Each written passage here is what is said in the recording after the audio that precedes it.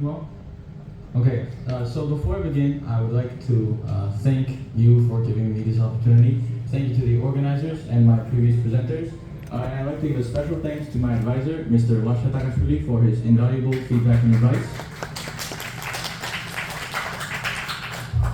Okay, so the topic I chose required examination of many different concepts, phenomena, various aspects, and sources, which each could deserve its own presentation. However, I tried to compress everything into this brief presentation.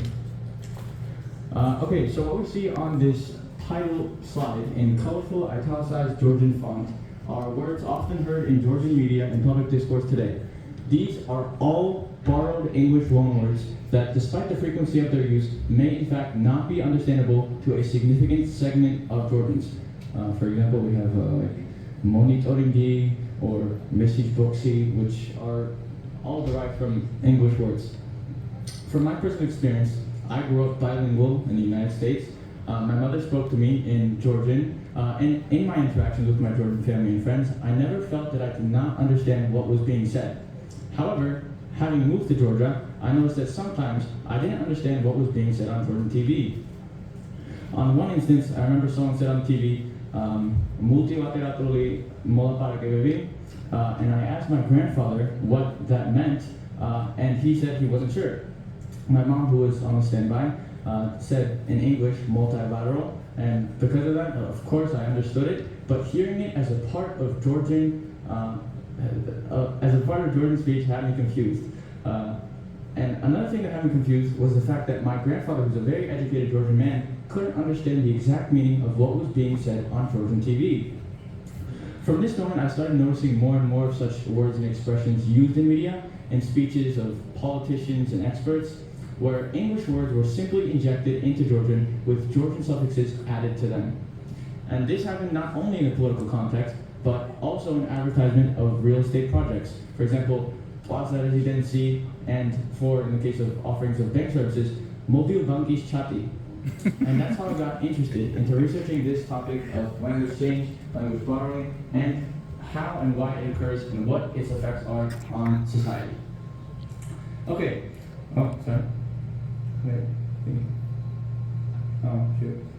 Okay, third slide. It's important to highlight that language change is a natural process.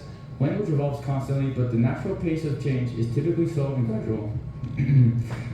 Typically, significant changes occur over 3 or more generations, or 75 to 100 plus years, and lexical borrowing, or language borrowing, is also a natural phenomenon and part of the language change.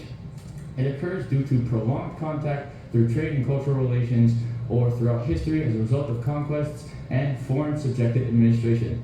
Typically, as a result of language borrowing, 2 to 3% of vocabulary shifts over the course of an entire century. Now, I would like to focus on here on the issue of language change, borrowing, or new terminology development as a result of global new knowledge development. And what I mean by this is scientific ideas, new concepts, technologies, and so forth. And in speaking about this topic, I'd like to briefly mention how throughout the centuries, Georgians dealt with incorporating global knowledge and concepts into their own language and understanding.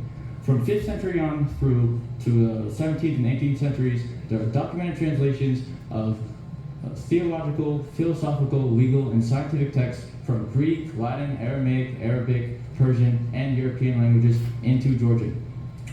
And on this next slide, I have listed some of the most prolific Georgian translators and terminology builders, which are Arsen Iqaltoeli, Ekrem Mtsire, Ioane Petrici, King Vakhtang VI, and Sultan Saba Orbeliani.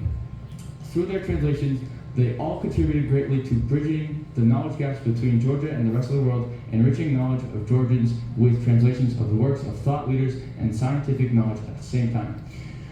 As I read about the work King Vakhtang VI carried out in scientific translation, I was amazed by the volume and depth of his work. Even as a king, he was a true scientist and a scholar who worked diligently to educate his nation, to bring scientific knowledge into Georgia, and to localize or Georgianize concepts previously unknown to his nation. Vakhtang VI prioritized conveying the meaning and function of foreign terms. He adapted foreign concepts to align with Georgian cultural and intellectual traditions, and he created standardized terminology in emerging fields such as math, chemistry, astronomy, medicine, and law. He included notes that explain foreign concepts using examples familiar to Georgian readers and laid the groundwork for the advancement of scientific and scholarly discourse in Georgia. Moving on. Mouse, please. Mouse. Okay, here I have, it's a depiction of Vakhtang VI and Sultan Sava Urbeliani, both translators. And the reason I have included here the first printed edition of Night in the Pentascreen, or Replies Al-Sani, is because Vakhtang VI was the one who established the first printing press in Georgia, and I have it there for that purpose. Okay, moving on. The tradition of enriching Georgian language with new concepts continued in the 19th and 20th centuries, particularly due to the increased need to preserve language purity and the relevance of Georgian in the face of Russian and later Soviet imperial pressures. I particularly mentioned Arnold Chigobaba, a language and philologist who was a central figure in terminology development, who also considered creating Georgian equivalents for foreign terms particularly important. Now, going back to the issue of language borrowing in Georgia, it is important to note that throughout centuries, the Georgian language has borrowed many words from many other languages. As you see on this chart, we can see that Georgian vocabulary has adopted 15% of loanwords from Persian, 5% from Arabic, 8% from Turkish, 12% from Russian, and about 10% from English. And on the horizontal, we can see the amount of time that it took for these loanwords to enter the Georgian vocabulary. And as you can see, language borrowing occurred over multiple centuries for Arabic, Persian, Turkish, Russian, and English, while English loanwords entered the Georgian vocabulary at a very high speed, which is shown by its straight shot-up vertical slope. It is also important to note that this rapid influx of English words occurred in a short period of time after Georgia regained its independence from the Soviet Union and turned towards Western institution. The influx was so sharp that unlike terminology adaptation work carried out during earlier periods, like as I mentioned, Vakhtang VI or Sultan Sava Urbeliani, there was no robust institutional mechanisms that were actively deployed to mediate or adapt foreign terms. So the new words that had entered Georgian unfiltered. So why does the speed of language borrowing matter? And when is borrowing too fast? When more than 5 to 10% of discourse in a short span, and when I mean a short span, I'm talking about 1 to 2 decades, becomes foreign, borrowing may be perceived as excessive, leading to alienation and pushback. Language borrowing may become disruptive, and comprehension gaps may emerge between groups or social groups, as I spotted in my grandfather's example, where he didn't understand what was being told to him on television. And when language borrowing is too fast, people feel alienated and new concepts feel foreign. And that's a very, very bad thing which we do not want to happen. So, yeah.